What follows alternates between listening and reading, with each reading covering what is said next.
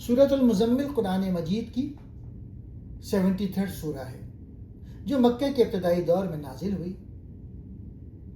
محمد اسد کی تفسیر the message of the قرآن کی روشنی میں اس سورہ کا خلاصہ۔ اس سورہ کا نام المزمل یعنی کپڑے میں لپٹے ہوئے یا سکڑ کر بیٹھنے والے سے لیا گیا ہے۔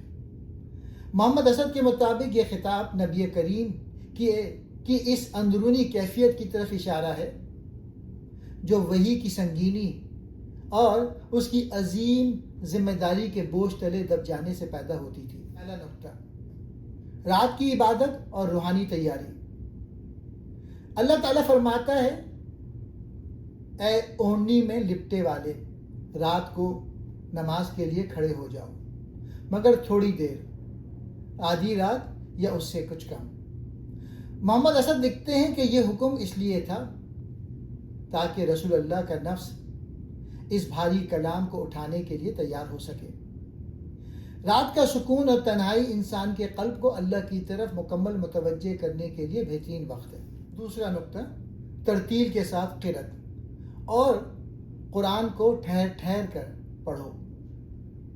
اسد کے نزدیک اس کا مطلب یہ ہے کہ قرآن کو محض الفاظ کے طور پہ نہیں بلکہ اس کے معنی اور مفاہیم پر تبدر اور غور کرتے ہوئے پڑھا جائے تاکہ وہ روح میں سرایت کر جائے۔ تیسرا نقطہ، صبر اور اعراض، آیت 10-14۔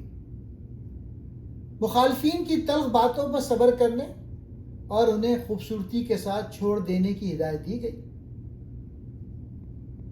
محمد اسد اس بات پر زور دیتے ہیں کہ حق کے داعی کو جذباتی ہونے کے بجائے پروقار طریقے سے اپنے مشن پر توجہ مرکوز رکھنی چاہیے۔ بدلہ لینا اللہ کا کام ہے جو تمام اسباب کا مالک ہے۔ چوتھا نقطہ، فرعون کی مثال، آیت 15-16۔ اس سورہ میں فرعون کی مثال دی گئی ہے جس نے اللہ کے رسول کی نافرمانی کی اور پھر اسے عبرت کا نشان بنا دیا گیا۔ یہ اس دور کے سرداران قریش کے لیے ایک سخت تنبیہ تھی۔ پانچواں نقطہ، تخفیف اور سماجی ذمہ داری، آیت 20۔ سورہ کے آخری طویل آیت میں رات کی طویل عبادت میں رعایت دی گئی۔ وجہ، اللہ جانتا ہے کہ تم میں سے بعض بیمار ہوں گے، کچھ سفر پر ہوں گے اور کچھ اللہ کی زمین میں رزق تلاش کر رہے ہوں گے۔